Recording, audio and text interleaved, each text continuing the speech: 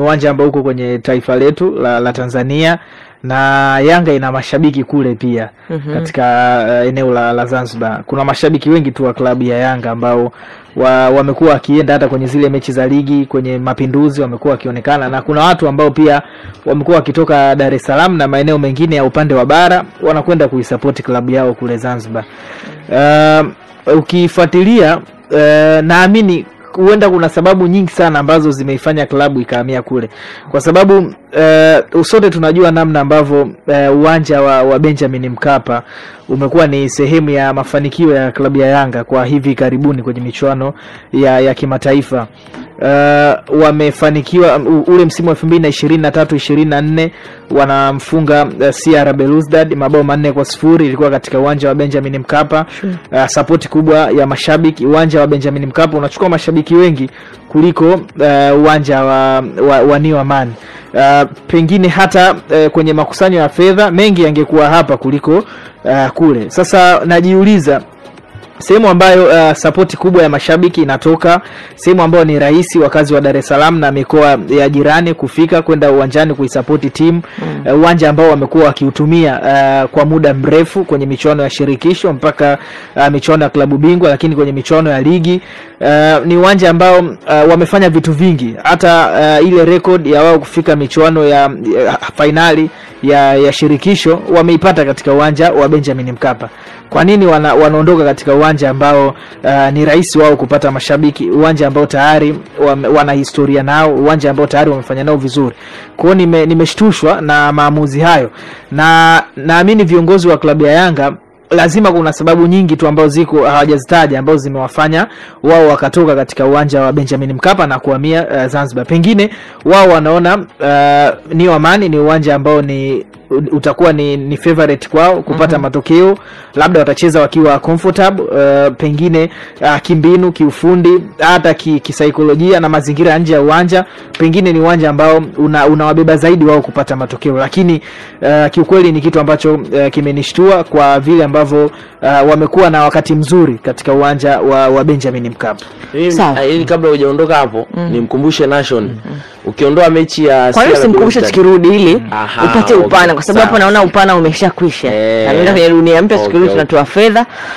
Hili bao la asubuhi kati hapo na tunayo mengi sana kukutaarifu asubuhi leo.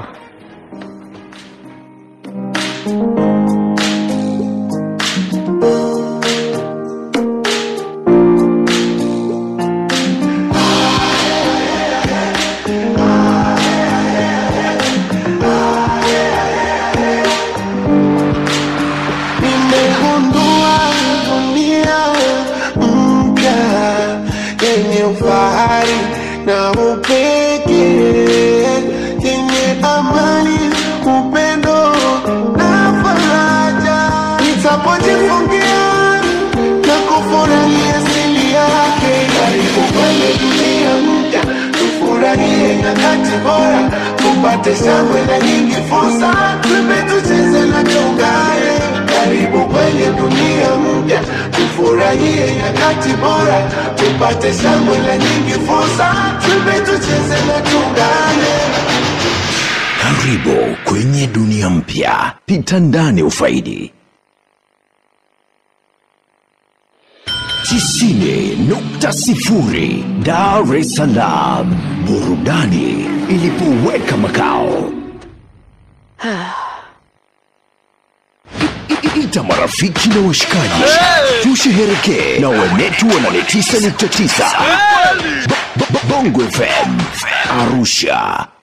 Wewe, safari za kijanja zipo Farasi kwa bei nafuu, salama na punguzo kubwa la bei la 30% katika kila safari uendayo na Farasi. Unataka boda? Zipo bajaji za kutosha, gari za kumwaga. Farasi iko tayari kukupeleka popote. Kila safari unayofanya unazawadiwa Farasi Miles. Ni mfumo wa kuwazawadia wateja wetu wenye thamani sawa na pesa. Kamilisha safari zako za wiki kupitia Farasi Weekly Go Offer na upate maokoto zaidi. Safari Safari 15 unapata 7,000. Safari 25 unapata 10,000. Safari 35 20,000 cash. Rasilimali zote hizi unaweza kuzibadilisha kuwa vocha au kuzitoa kama pesa taslim. Kuwa Farasi app sasa Play Store ama App Store. Kwa maelezo zaidi piga bure 0800781111 au tucheki kupitia @Farasi Tanzania kwenye mitandao yetu ya kijamii. Farasi Tanzania, safari zako, zawadi zako.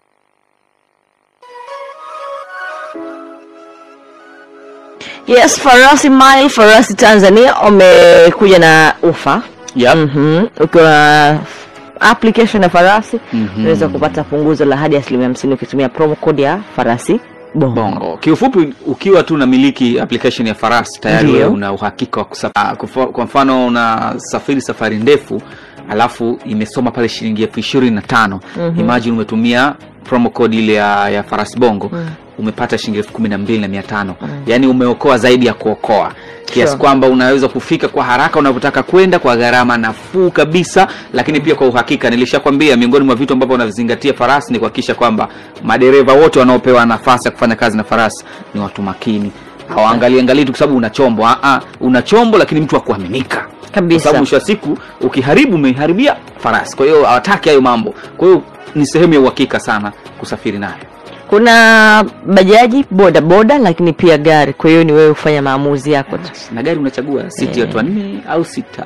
Unaamua mwenyewe. Ushakubaliana watoto wazuri wa bibi kwenye boda. Cheo. Kuna kigezo. Unaweza kumwambia bwana, "Je, kuna fulani kile uchukua boda?" Utachelewa. Tunabana matumizi. Wewe dasho. Sawa, sama dakika 3 kwa majira ya Afrika Mashariki. Tupa comment yako hapo. Mara ya mwisho wewe ku request na Farasi ilikuwaje? Juma Semindu, nimekuona na shukuru sana kwa comment yako, na wengine wote ambao mnaendelea ku comment hapo. Yuko Manosa Mbenya anasema mambo vipi studio, naitwa Manosa, nipo Simiu Nyamalapa. Nauliza hali ya Bajabir, tutafika huko. Haya.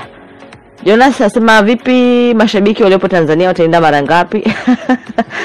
Waliopo Tanzania au Tanzania bara shehe wangu? Sawa.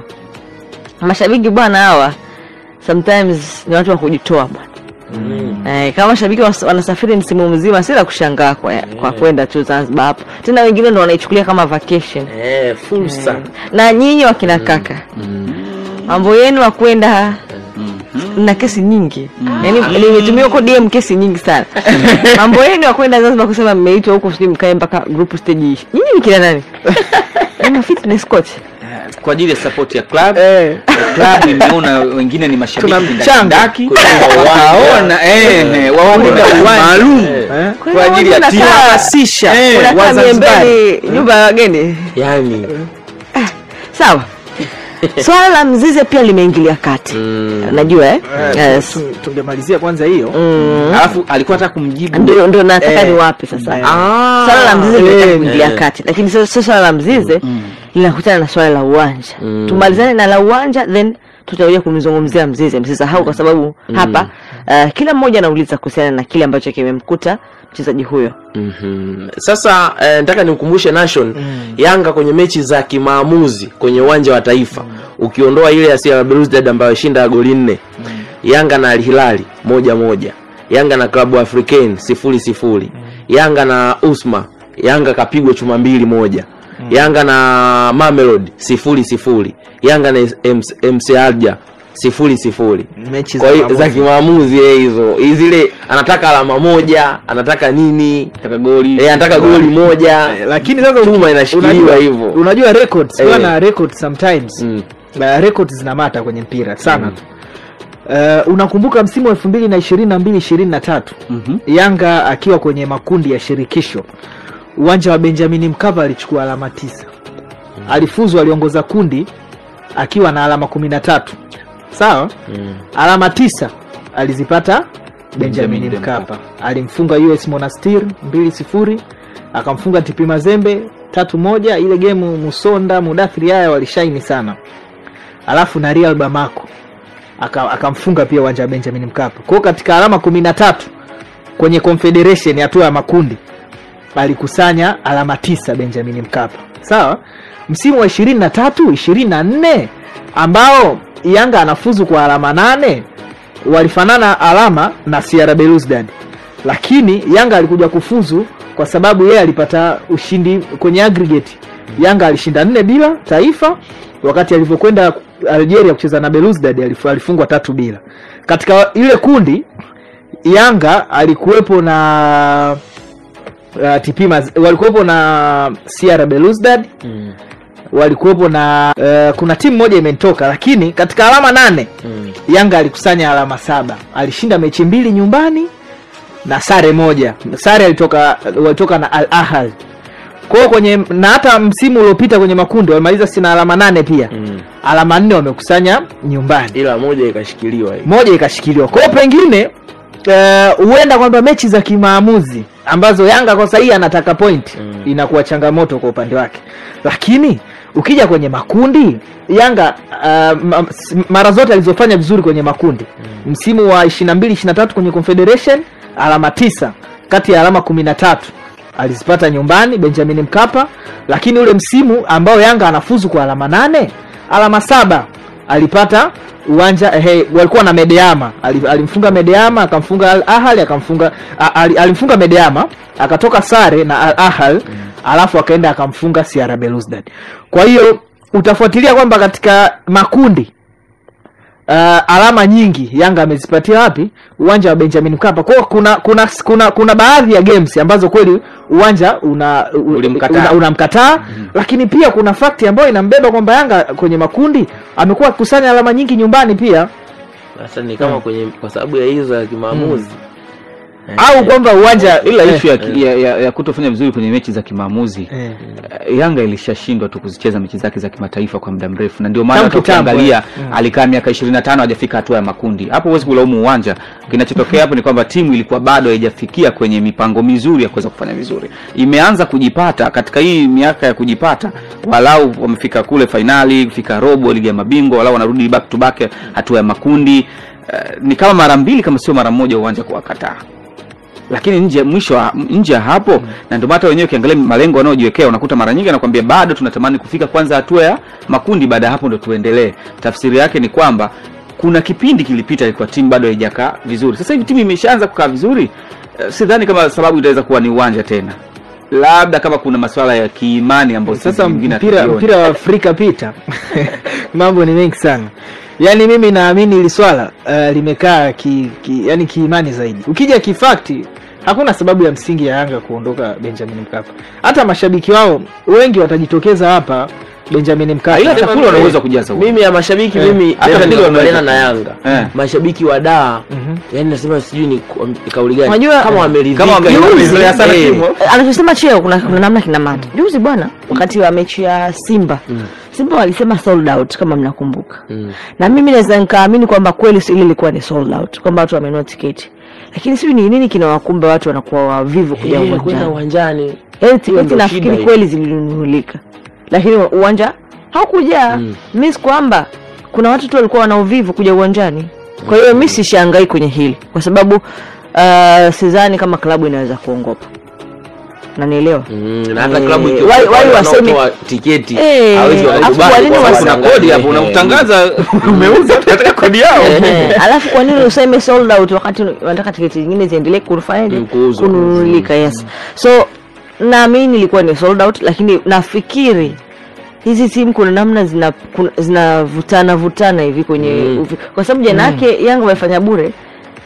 Kama mnakumbuka wamefanya bure, watu walijaa. Sasa nafikiri kwa Dar es Salaam hapa tumaini pekee la Yanga Afrika ni kufanya bure. Wakifanya bure wanakuja nyome. Na kweli unajua mimi hivi ile inabeba. Unajua hata yani ukija uwanjani watu waga wanaamini. Kuna siku moja tulikuwa uwanjani pale, mtu ana mechi haijaisha, mtu anataka kutoka uwanjani. Unamuuliza nini, anakuambia anawahi usafiri. Yaani tukitoka tu hapa watu wanabanana kwenye usafiri. Kwa hiyo watu wanaaminiki pia ukienda uwanjani kama mechi zinapigwa saa 11 walau huwa mtu anaamini saa 11 mpaka saa 2 hivi nimeshapata usafiri. Ila mechi inapigwa saa 2 usafiri huo ni saa 6 afu mtu anakaa kimara. Mimi natamani kitu kingine ambacho kama kinaweza kurahisishwa na wamiliki wa uwanja Benjamin okay. au wale ambao ni mameneja mle ndani. Mageti naonaga yako mengi pale, au nyinyi mnaona tofauti? Mageti yako mengi. Sema lile geti moja ile sababu nyingi ile mkakati sana. Geti ile la kimkakati lipo kimkakati, unajua kule wapo wajuba. Hawatakaki kufungiwa. Ile moja basi tuliacha. Lakini mageti naamini yako mengi. Basi natamani mageti yatumike kwa wingi pia. Majukwaa yako tofauti. Basi watu waingie katika mageti tofauti ili huo mbanano, huo mtu msongamano, lakini pia hiyo mtu kusema kwamba anatoka half time ili awahi nyumbani sijui safari. Kwa sababu naamini kila kona ya Benjamin Mkapa kuna daladala. Ukitokea huku kuna daladala na zote zinaweza kupeleka kokote. Eneo zuri Dar es Salaam ndio huo. So mageti yakiwa mengi yanawapa access ya watu kutoka vizuri na kuingia vizuri. Hata hii picha tunayoiona kila siku kwamba wanaingia uwanjani mpaka wanavunja mageti. Ni kwa sababu hiyo. Mageti labda yanafunguliwa mawili basi. Alafu kwa kuchelewa pia. Kwa hiyo ikiwezekana basi waweze kuwapa access ya mageti mengi zaidi. Wasitumie pia ile geti kubwa sana. Kama ambavyo sasa hivi kwenye mechi za kafu inakuaga. Ili main gate ile. Wasitumie basi tu naonaga ndo wanalitumia sana ile. Sasa mimi nijiuliza ikitokea ile uwanja sana inabidi nao uwe na mechi itakuwaje? Ndio wanakoma huko. Inabidi tu kuwe kuna namna pekee. Si uwanja unafanywa marekebisho. Kwenye marekebisho pale basi na hilo pia liongezwe. Ili pia liwape watu access kubwa zaidi. Unajua ile gate kubwa ili la taifa ili la Benjamin Mkapa ili imekuwa pale juu kabisa kama ndo main gate. Katikati ambayo magari mengi. Lile basi libaki hata kwa watu wa VIP. Libaki kwa watu wa team. Basi hata waandishi wa habari tu na kageti kitu kadogo kama kwenye channel ilivyokuwa. Tuko na kageti kitu kadogo kwa hapa. Kwa inasaidia na rahisisha. Hata mwandishi kutoka nje kufanya coverage, labda ameenda kuzungumza na mashabiki ambao wako nje. Utasongamana sana, utahangaika. Muda wa kurudi pia inakuwa ni easy. Kuliko kwenda kupanga mstari pia pamoja na mashabiki kama ambavyo inakuwa kila siku. So pia mashabiki nao wakipata huo uhuru wa kutoka na kurudi kwa sababu wamenunua ticket bwana, acha waenjoy. Hapo kabla hatujatoka hivi ni nature klabu ndo ilifanya Yanga leo. Yani klabu ndo ilifanya mistake kuwazoesha mashabiki wao bure, au ni nature tu ya mashabiki wao ndo timu yake inaitwa timu ya wale ni timu ya wananchi ni mistake ya uongozi. Yani na inawezekana sio uongozi, yani ile ni mnasemaga mfano kuna unajua mtu waga wanakuwa na hulka, yani mfano mimi naamini labda nina pesa nataka labda niwanunulie tiketi mashabiki. Unajua ile ndio ilitokea, yani unashangaa sijui mshabiki fulani akanunua tiketi 100, mwingine akanunua tiketi ngapi, mwingine akanunua ngapi, watu wakaingia. Nyingine ikatokea hivyo hivyo akafanya hivyo akanua watu wakaingia. Kwa hiyo sio uongozi ulisema watu waingie bure. Ila kuna watu walijitolea. Wao wananchi unaweza ukaishi tu sehemu popote. Wakati wanapoishi. Unaweza ukaishi sehemu yoyote. Sababu mtu anaweza kaingia bure na akafika kuna uwezekano huko wewe kuja. Kama. Mimi nishawahi kusafiri safari moja na wao, mashabiki wao. Wametembea wakafika sehemu mtu mmoja akataka kununua miwa. Bwana jamaa akamwambia usitoe hela. Akatoa mmoja wakala wote mle ndani, yani unajua ambapo tulikuwa tuhusiki. Kakai na mashabiki utaelewa wa Yanga. Utaelewa kitu. Wakienda mikoani ni mara chache sana kufikia guest house. Ni wachache. Wengi wanafikia nyumba za watu. Ibane. Ujamaa unaendelea mpaka mikoani. Sijui wale kila mzee utopolo. Yaani wakiwa wanaenda wakiwa wanaenda mikoani hivyo wanapiga simu nakuja. Andaa hapo kama ni sehemu yake. Yaani ela geti kama kuna ile watu wanakula kabisa wanaandaa kwamba Mbeya niko hapa. Simu ziite. Na unywaji mwingi kabisa wanapata. Kaa pale wa Mbeya uombe hicho kitu hupati. So ni utaratibu wao na tuachi as long as kwao vinawaendea. Kwa sababu tunaona hata wakinunua ticket ni bora tu wapewe bure. Tununua ticket unasema wanatusumbua hadi sisi. Sawa. Wanavuka mipaka bwana ya maeneo ya kukaa. Sasa tunaye hapa pia Kamwe akizungumzia ratiba ya uwanja, lakini pia akimaliza atatuambia pia kuhusiana na Clement Mzize. Ali Kamwe, tayari ratiba imeshatangazwa kwa maana mechi zitakapokuwa. Young Africans tutaanzia mchezo wa kwanza nyumbani dhidi ya FAR Rabat. Baada ya hapo tutasafiri kwenda Algeria kucheza na JS Kabylie. Baada ya kucheza na JS Kabylie, tutakuwa na mchezo mwingine wa ugenini dhidi ya Ahli Misri, alafu tutarudi nyumbani kucheza mechi nyingine dhidi ya Ahli ya Misri, alafu tutasafiri tena kuelekea Morocco kurudiana na FAR Rabat, na mchezo wa mwisho utafanyikia Tanzania dhidi ya JS Kabylie. Ratiba hiyo tayari CAF wameshaipost na nafahamu waandishi na mashabiki wa klabu yetu Young Africans watakuwa wameshaiona na kuielewa. Kuelekea mechi hizi za Champions League hatua ya makundi, baada ya kufanyika tathmini ya kina na kuzingatia maslahi mapana ya klabu yetu, nipende kuwatangazia ndugu zangu waandishi wa habari, wanachama na mashabiki wa klabu yetu Young Africans, mechi za klabu ya Young Africans kwenye hatua ya makundi zitafanyika kwenye visiwa vya Unguja, maana ya Zanzibar, kwenye uwanja wa New Aman Complex. Kwa hiyo mechi zote 3 za nyumbani za klabu yetu Young Africans zitapigwa Zanzibar kwenye uwanja wa New Aman Complex. Baada ya hapo tukisha qualify kwenda mbele, kama kuna utaratibu mwingine tutarudi kuwatangazia, lakini ni rasmi sasa niwatangazie ndugu zangu waandishi wa habari, mechi za makundi za klabu yetu ya Young Africans zitafanyika New Aman Complex, na ndio uwanja wa nyumbani wa klabu ya Yanga kwenye hatua ya makundi. Hivyo nitumie fursa hii kuwaomba sasa mashabiki, wanachama na wapenzi wa klabu yetu Young Africans katika visiwa vya Pemba na Unguja kujiandaa kuipokea timu yetu, kujiandaa na kuanza maandalizi ya haraka kuhakikisha tunafanya vizuri. Nafahamu sasa hivi kwenye mioyo ya watu wengi ambao hawaitakii mema klabu yetu ni kama wameshatutoa kwenye mashindano, lakini sisi kama Young African Sports Club tunaamini kwenye umoja wetu, tunaamini kwenye maandalizi yetu, tunaamini kwenye